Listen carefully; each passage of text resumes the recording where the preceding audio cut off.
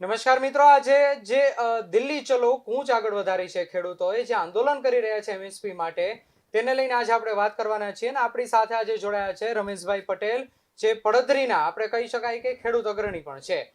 નમસ્કાર રમેશભાઈ પટેલ, BS9 માં આપનું હાર્દિક સ્વાગત છે. તો જે ખેડૂતો છે જે અત્યારે દિલ્હી કૂચ કરી રહ્યા છે, હમણાં 29 તારીખ સુધી અત્યારે કૂચ મોકૂફ રાખવામાં આવી છે. તો એમએસપી ને લઈને સરકારે આજે 4 રાઉન્ડની બેઠક પણ કરી છે. તો એના વિશે થોડોક અમારા દર્શક મિત્રોને પ્રકાશ પાડો. ખૂબ ખૂબ આભાર BS ટીવી ન્યૂઝનો. વારંવાર બહુ ટૂંકા સમયના અંતરે આવી રીતના ખેડૂતોની વાતને, ખેડૂતોની સમસ્યાઓને અને એમની એક્ટિવિટીને ઉજાગર કરવા બદલ. છેલ્લા ઘણા વર્ષોથી સરકારો બદલતી રહી, પણ ખેડૂતોના પ્રશ્નો એઝ ઇટ ઇઝ કન્ડિશનમાં જ છે. 2004 થી 6ની વચ્ચેના સમયગાળામાં સ્વામિનાથનની અંદર જે કંઈ આખી કમિટી હતી, ફાર્મર કમિશન ઓફ સેન્ટ્રલ ગવર્મેન્ટની અંદરમાં, એમને એક રિપોર્ટ તમામ બધી જે કંઈ સૂચનો લીધા હતા એના આધારે તૈયાર કર્યો હતો.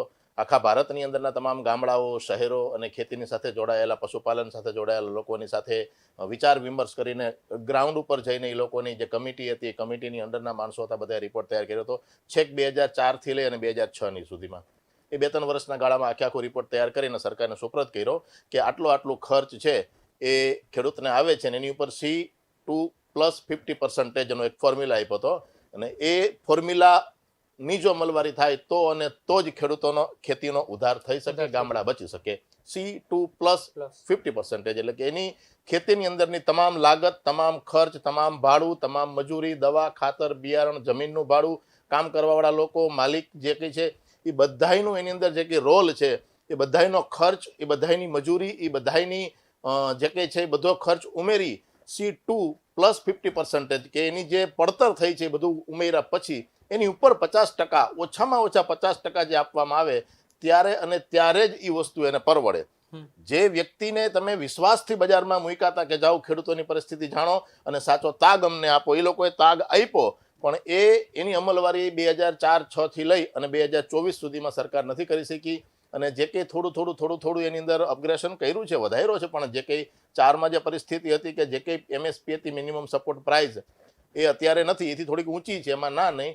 પણ બજારની અંદર જે ખેડૂતને C2 એટલે કે જે એની લાગત છે, જે ખર્ચ છે, જે પડતર છે, તે બહુ ઊંચી આવી છે. અને એના પ્રમાણમાં એને જે વળતર મળે છે કે એના પ્રમાણમાં MSPમાં જે વધારો થયો છે એ બહુ ઓછો થયો છે.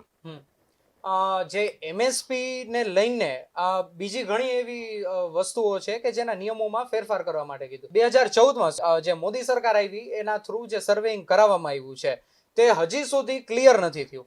કારણ કે ત્યારે ઘણા એવા મુદ્દાઓ હતા કે ભાઈ જે ખેતરની જમીન છે, જે ખેડૂતની છે માલિકીની, એમાં ઘણા સુધારા વધારા કર્યા. ઘણાની જે જગ્યા છે તે ઓછી દર્શાવી છે, ઘણાની વધારે દર્શાવી છે.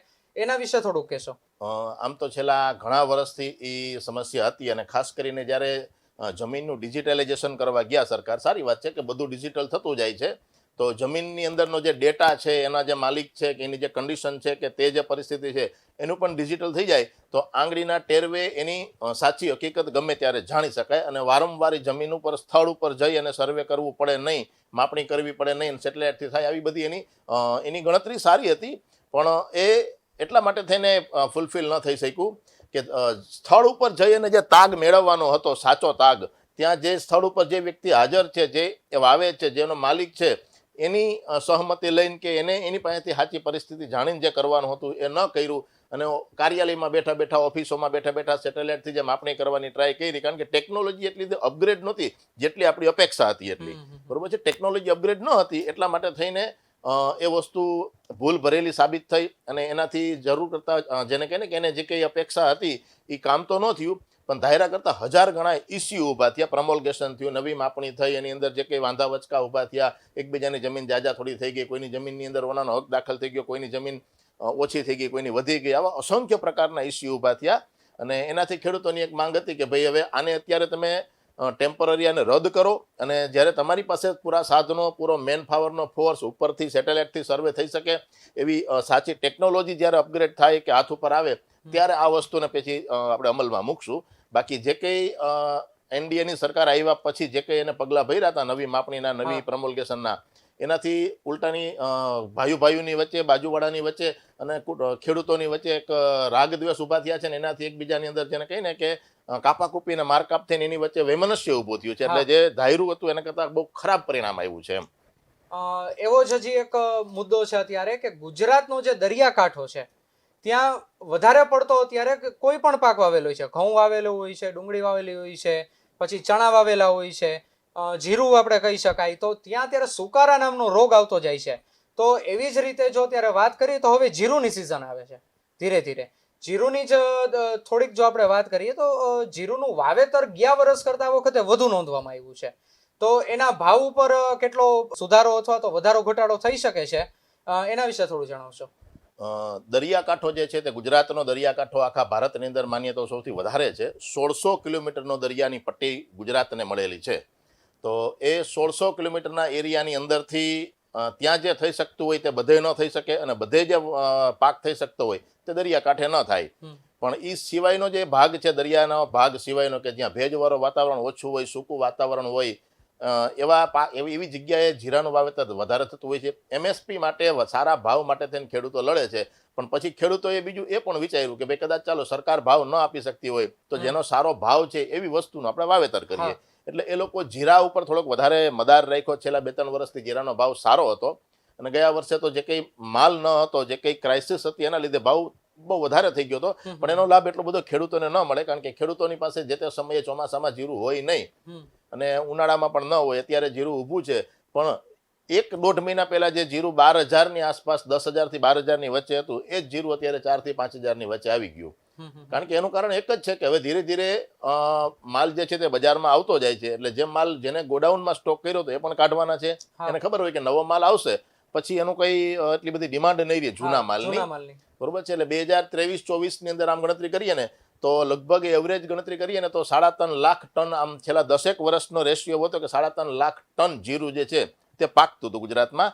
પણ છેલ્લા 2 વર્ષની અંદર ભાવને જોઈને ખેડૂતે વાવ્યું એટલે તે 5.6 એટલે કે 5.5 લાખ ઉપર ટન જીરું પાક્યું. મતલબ આખા ભારતની અંદર જે જીરુંનું ઉત્પાદન છે એમાંથી 70% જીરું એકલું ગુજરાત પકવે છે. અને એ એક એવી અપેક્ષા, ભલે એની ઉપર જોખમ છે, એની ઉપર સુકારાનો રોગ છે, એની ઉપર ઝાકળ આવે કે માવઠું થાય કે વાતાવરણ પલટો મારે તો પણ એ વસ્તુ હાથમાં નથી આવી શકતી. પણ એમ છતાં એક આકાશી રોજી છે, કુદરતના ભરોસે છે, એ વાવી દે છે, બને એટલી મહેનત કરે છે, બને એટલો ખર્ચ કરે છે, પછી પણ ઉત્પાદન નથી આવતું તો પણ બીજા વર્ષે એ વાવે છે કારણ કે એની પાસે બીજો કોઈ રસ્તો નથી. અને સૌથી મહત્વની વાત કહું ને તો પેલી વખત એવું બન્યું છે કે ઘઉંના પાકની અંદર ઈયળ આવી હોય એમ. નહીતર ઘઉંની અંદર અમારે ખેડૂતોને બહુ દવા છાંટવી જ ન પડે આમ કઈ તો કહી શકાય. કદાચ થોડો ઘણો ગેરું આવી ગયો હોય કે કોઈ વાતાવરણ એવું બહુ પલટો મારે તો એને બેલેન્સ કરવા માટે ક્યારેક કોઈક અમુક દવા છાંટતા હોય છે. બાકી ઘઉંની અંદર ખાતરની જરૂર પડે પણ દવાની જરૂર ન પડે. પણ હવે વાતાવરણ એટલું બધું અનબેલેન્સ થઈ ગયું છે એનું કારણ એક જ છે કે ગ્લોબલ વોર્મિંગ છે, પ્રદૂષણ છે, મોટી મોટી ઇન્ડસ્ટ્રીઝની અંદર જે કંઈ ક્લાઇમેટ ચેન્જ થયું છે એની અસર આની ઉપર થઈ છે. કારણ કે આ ઇન હાઉસ નથી કે કારખાનાની અંદર કોઈ વસ્તુ બનતી હોય ને તેની પર વાતાવરણને આપણે કંટ્રોલ કરી શકીએ. પણ આ તો ખુલ્લા ખેતરમાં થાય છે. અને એ વાતાવરણ બગાડવા માટે થઈને માત્ર અને માત્ર પ્રદૂષણ અને ઇન્ડસ્ટ્રીઝનું ગ્લોબલ જે કંઈ છે ને પ્રદૂષણ એ જ કામ કરે છે, એ જ એની ઉપર ભાગ ભજવે છે.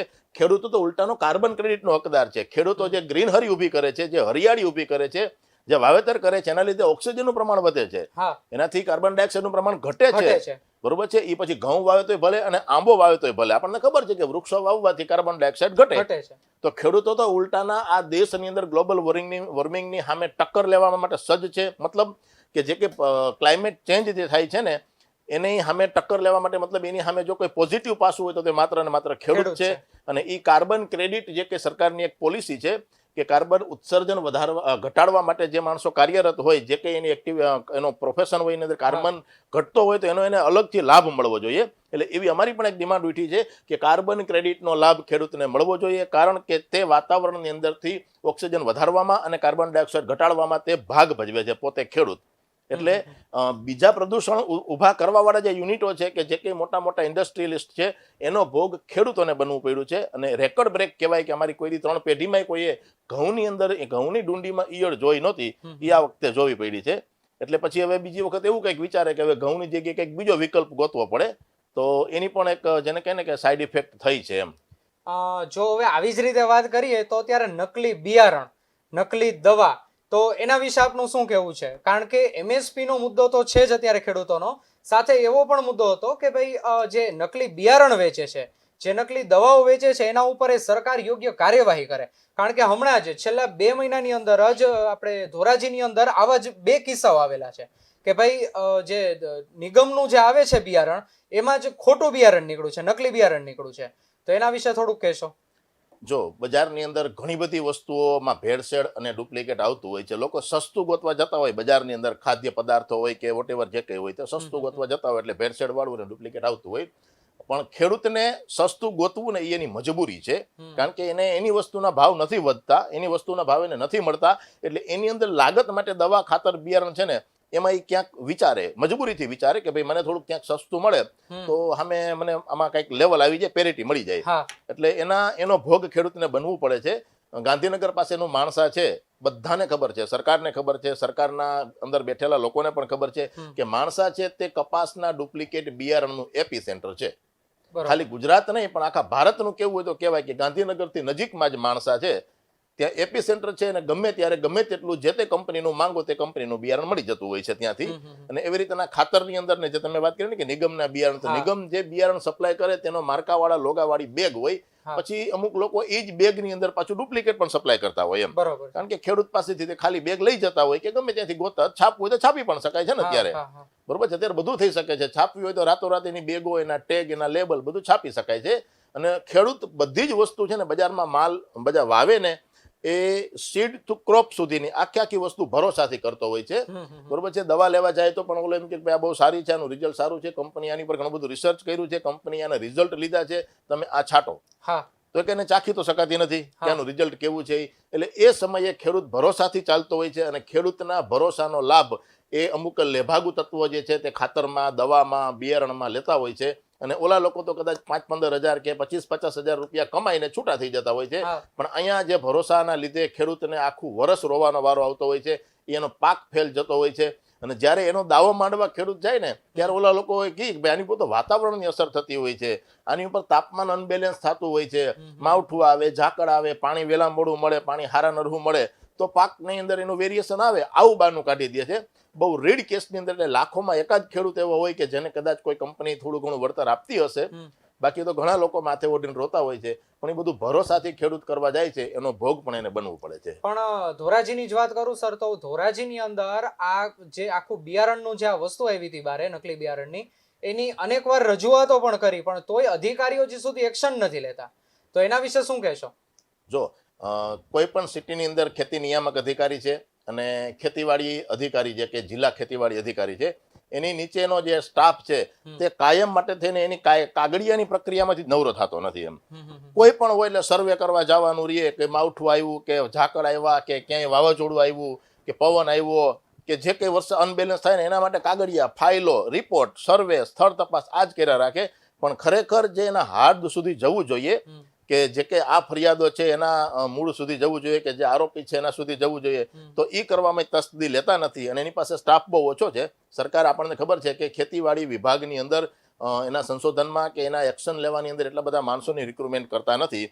હમણાં આજે લગભગ ગયા વર્ષે જ જુનાગઢની અંદર કૃષિ મેળો હતો, કૃષિ યુનિવર્સિટીની અંદર.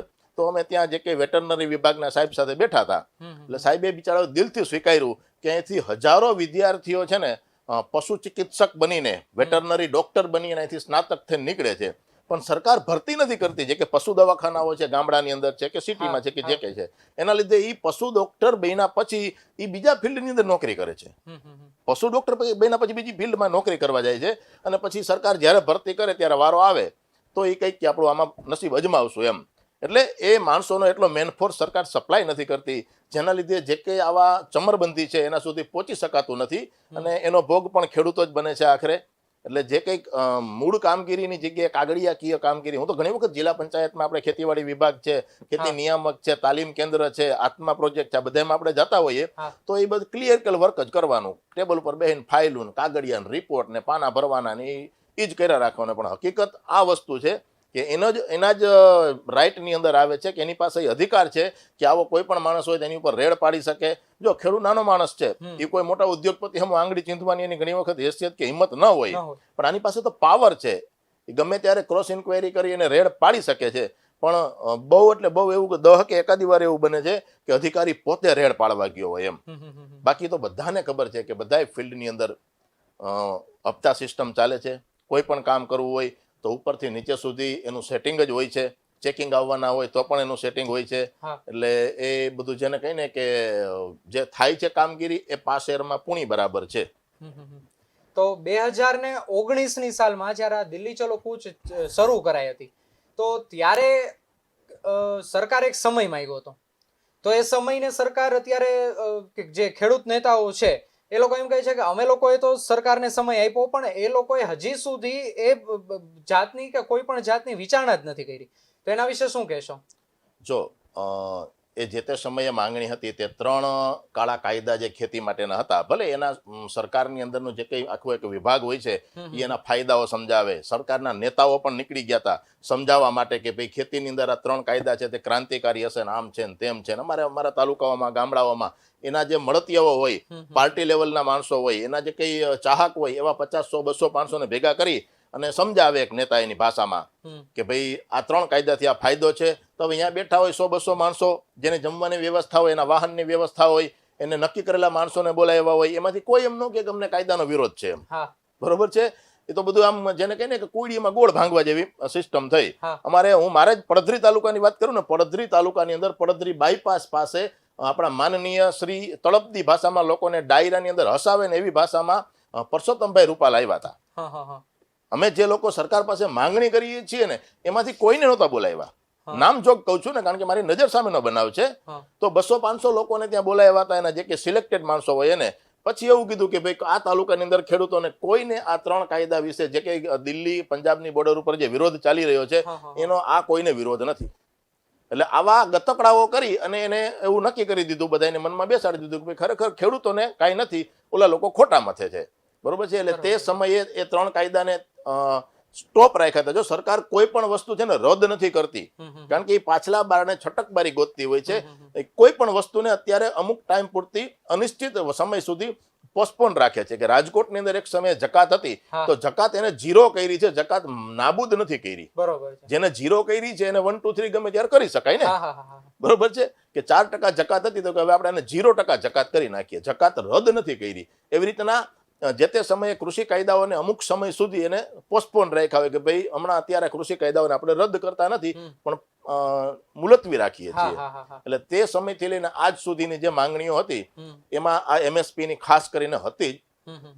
પણ આજ સુધી 2024-23 સુધી એનો કોઈ 23 સુધી નિકાલ ન આવ્યો, એમાં કઈ નવી પ્રોગ્રેસ ન થયું. એટલે ફરીથી પાછા ઢંઢોળવા પડે લોકોને અને ફરીથી સરકારનો કાન પણ પકડવો પડે. અને આવી રીતના બધાને ખબર છે કે ચૂંટણી આવે ત્યારે એને કહીએ ને તો એ અમુક વસ્તુ માનવા તૈયાર થાય. આપણે કોઈ પણ ગામની અંદર કે શહેરની અંદર જ્યારે ચૂંટણી નજીક આવે ત્યારે એ બધી ડિમાન્ડની હા કરે.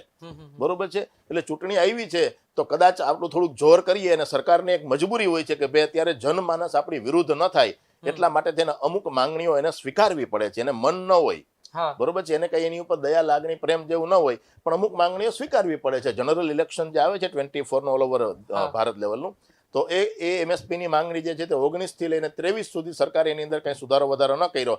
અને જે વ્યક્તિએ આખા ભારતની કૃષિના, જેને કહે ને કે હરિયાળી ક્રાંતિના જનક કહેવાય સ્વામિનાથન, એને ભારત રત્ન એવોર્ડ આપ્યો. પણ ખરેખર એની વાત માનવા તૈયાર નથી. આ તો એના જેવું છે કે કોઈ સુશીલ ગુણવાન સ્ત્રીને તમે કપડાં ન પહેરાવો ને દાગીના પહેરાવો તો કેવું લાગે? કપડાં ઉતારી લીધા, દાગીના પહેરાવી દીધા. 50 લાખ રૂપિયાના દાગીના પહેરાવ્યા. 50 લાખના નહીં, 50 રૂપિયાની એને સાડી જોઈએ છે. આ એની બેઝિક નીડ છે.